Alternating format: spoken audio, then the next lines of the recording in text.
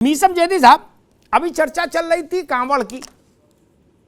कांग्रेस के हमारे मित्र ने कांवड़ का भी विषय उठाया।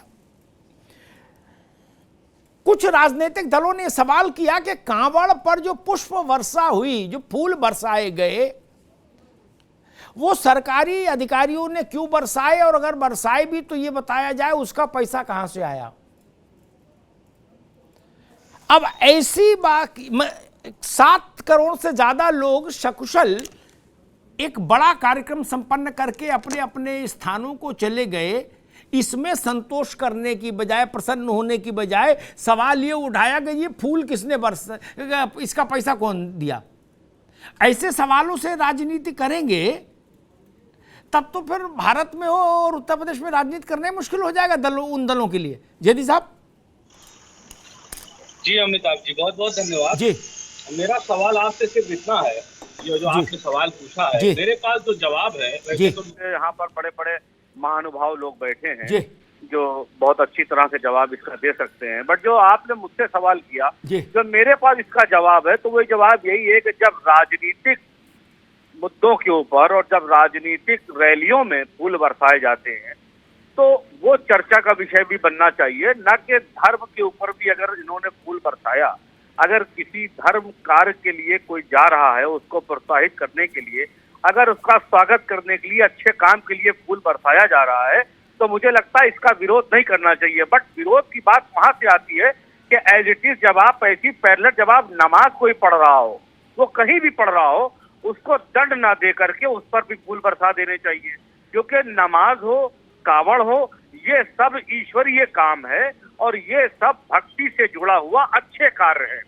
तो मैं इस सवाल सिर्फ इस बात पर योगी सरकार पर करना चाहता हूँ कि अगर कावड़ियों पर फूल बरसा रहे हैं, मैं उसका स्वागत करता हूँ, मुझे उसका कोई विरोध नहीं करना है, मगर एज इट इज उसी तरह से अगर कोई नमाज पढ़ रहा है तो कम से कम फूल ना बरसा करके आप उस पर मुकदमों की बरसात ना करें, आप उस पर लाठियों की बरसात ना करें, आप उसको जेल भेज करके उस तरह से इस दंडित करने का कार्रवाई या प्रयास न करें तो बेहतर होगा। और रही बात जिन लोगों ने विरोध किया है, तो मैं उनसे ये कहना चाहता हूं कि इस तरह के विरोध से ही इस तरह की सामंतवादी सांप्रदायिक ताकतों को बढ़ावा मिलता है और देश के अंदर जिस तरह से एक लाइन बांट दी गई है, इस सरकार को सिर्फ लाइन से इधर उधर लोगों को करके रखना है, न कि इनका कोई मतलब किसी विकास कार्य से जो अमिताभ जी नहीं है किसी भी तरह से। ठीक, मीसम जैदी, ये उत्तर राजेश चौधरी देंगे बीजेपी की ओर से। मैं एक बुनियादी बात कहता हूं ताकि तराजू बराबर रहे। जी, कांवड़ की तुलना नमाज से नहीं होगी। कांवड़ की तुलना सुन भाई, मेरी बात में तराजू दाएं बाएं नहीं भागेगा। मुझे थोड़ी चुनाव लड़ना है। जी जी, मैं सबको आईना दिखा दूंगा, मेरी सेहत पे क्या फर्क पड़ रहा है। जी बिल्कुल बिल्कुल, मुझे टिकट मांगनी है किसी से? नहीं नहीं सर, बिल्कुल बिल्कुल। अरे महाराज, कांवड़ की तुलना हो सकती है, मैं बता रहा हूं, सुन लीजिए, तो मुहर्रम के प्रोसेशन से हो सकती है। ठीक, एनुअल रिचुअल है सड़क पर। मुहर्रम के परमिशन, मुहर्रम के रिचुअल की परमिशन होती है, उसमें राजेश राय की ड्यूटी लगती है सड़क पर खड़े होने के लिए। राजेश राय मतलब उत्तर प्रदेश के पुलिस के बड़े अधिकारी, आईजी, डीआईजी, एडीजी, सब सड़क पर निकलते हैं और सब चाक चौबंद व्यवस्था रखते हैं। क्या सहमत हूं आपकी बात। ठीक, वही कांवड़ में करते हैं। फिर पेट में दर्द क्यों ओवैसी के? एक और दूसरा प्रश्न, आपने अच्छी लाइन ली अखिलेश जी, ऐसे नौजवान लोगों को आगे बढ़ाएंगे तो कुछ मामला ठीक हो भी सकता है। लेकिन मैं एक बात कहूं, अभिमन्यु त्यागी की पार्टी ने भी पूछा था कि ये पैसा कहां से आया।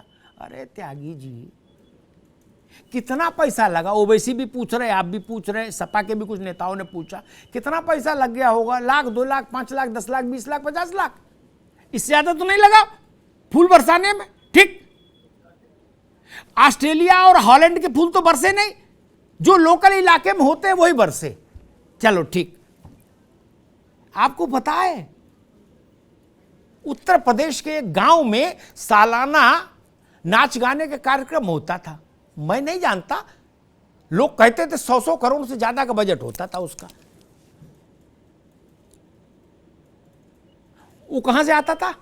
खेती बेच के होता था। तब सवाल नहीं उठाया। संजय दत्त और सुनील दत्त और कौन कौन और कौन ऐश्वर्या राय और क्या क्या जितने भी ये थे नाचने गाने वाले बंबई के हमारे में अभिनेता अभिनेत्री, सब वहां ऐसे जहाज उतरते थे जैसे ऑटो स्टैंड पर रुक रहे हो आके। तब पैसा किसका लगता था? तब नहीं पूछे, वहां पूछते तो इज्जत बढ़ती, यहां पूछा तो वोट और चला गया जो कुछ था। आदमी इनका राम राम गेंदा फूल डाल दिए, उस पर भी सवाल उठा रहे हो, ये मसला है। राजेश चौधरी, समाजवादी पार्टी कह रही है कि भाई कांवड़ पर आपने फूल बरसाए ठीक है, लेकिन नमाज पढ़ने वालों पर डंडे क्यों बरसाते हैं?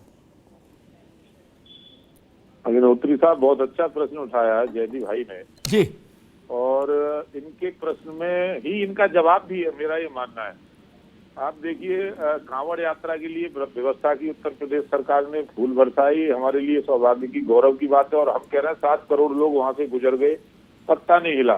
मेरे यहाँ में ब्रज में रहता हूँ, मथुरा में 4 दिन के अंदर 1 करोड़ से अधिक लोग आते हैं और गिरिराज पर्वत की परिक्रमा करते हैं और करके चुपचाप चले जाते हैं। कहीं कोई फेरा नहीं चलता, कोई पत्थर नहीं चलता, और प्रशासन पूरी व्यवस्था में मुस्तैद रहता है। सारे ब्रजवासी उनकी सेवा करते हैं। मेरा प्रश्न इनसे ही है, 100, 200 और 500 की संख्या में नमाजी जब आते हैं मस्जिद में नमाज पढ़ने के लिए, वहां से गुलेल से पथराव क्यों होता है? वहां से तेजाब की बोतलें क्यों चलती हैं? वहां से गोलियां क्यों बरसाई जाती हैं? वहां से पुलिस पर पथराव क्यों होता है? वहां से आगजनी क्यों होती है? ये भाई आप अपने समाज के लोगों को समझाओ। मेरे समाज के लोग आ रहे हैं, वो भी भारतीय हैं। आपके समाज के लोग आ रहे हैं, वो भी भारतीय हैं। वो भी एक अपनी धार्मिक परंपरा को, धर्म को मानते हैं, हम भी एक को मानते हैं। अरे जब पथराव होगा, जब किसी पे हमला करोगे, निर्दोष लोगों को मारोगे, गाड़ियों को जलाओगे, दुकानों को जलाओगे, तो कानून तो अपना काम करेगा, जेल भी जाना पड़ेगा, सजा भी होगी, पुलिस सख्ती से भी पेश आएगी। आप जो प्रश्न यहाँ उठा रहे हो, आपने बहुत अच्छा प्रश्न उठाया। आपने समाज में जाकर के समझाइए कि भाई ऐसा क्यों कर रहे हो आप। सीखो कुछ हिंदुओं से, कितना शांतिपूर्वक वो अपना धार्मिक कार्यक्रम कर रहे हैं और शांतिपूर्वक हो जा रहा है। जो जैसा व्यवहार करेगा वैसा होगा। अब शांतिपूर्वक बाबा भोले की बारात जा रही है तो फूलों की वर्षा होगी, कौन बड़ी बात है?